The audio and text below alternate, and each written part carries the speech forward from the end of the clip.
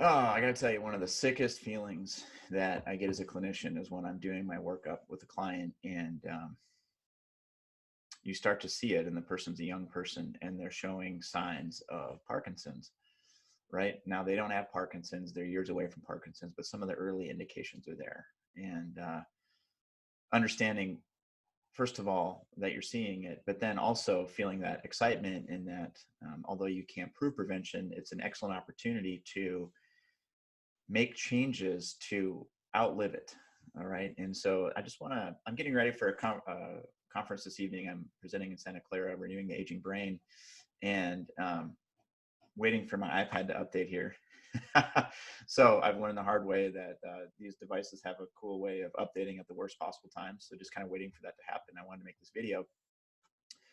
And so let's take a look at this here. This is a website, Parkinson's.org, right? So there's 5 stages of Parkinson's disease, and Parkinson's disease is when a part of the brain called the substantia nigra, which makes dopamine, gets so diseased that it doesn't work. And the end stage of that is that tremor, the shuffling gait, and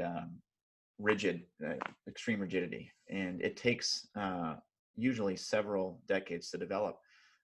And there's 5 different stages, depending on who you talk to. There might be up to 8 stages. And so you can go through these stages, but check this out. First stage, the person has mild symptoms that generally do not interfere with daily activities. They don't even know it, right? Makes sense, right? But it's almost like the fuse is lit. But simple stages, simple things that you can identify as a clinician in this stage is like a mild stoop posture, and just like stiffness in the hips and shoulders that doesn't get better unless you get up and move. So it doesn't feel like it's joint stiffness, but it's also more mainly muscle stiffness. Okay. And then like a face that's kind of like expressionless, or people think you're mad all the time. That would be another indication of that. Okay.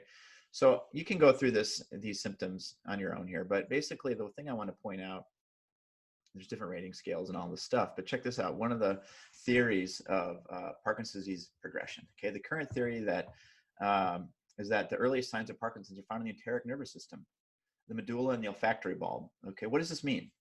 This means digestive function. So like one of the earliest symptoms of Parkinson's is constipation.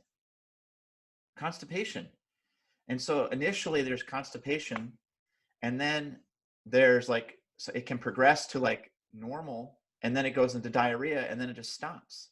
Okay. And then sense of smell. So olfactory bulb, which is sense of smell, which is basically, you've seen on the internet, probably if you're on Facebook at all, and maybe in some other sites, Instagram, where they do this peanut butter challenge, where they're literally looking to see, can you identify peanut butter from a certain distance? And if you can't, that is an olfactory bulb issue potentially. And that could be one of the earliest indications of Parkinson's. So like, what's the point of bringing all this up? Okay. The point is, right now you have kind of this disconnect in the healthcare model, which is you have clinicians that are trained to diagnose and treat Parkinson's, but they're not really doing much about it in the earliest, indications of it. They're basically waiting until it's a full tremor. And by the time it's a full tremor, it's progressed so much that there's not as much that you can do to limit the damage.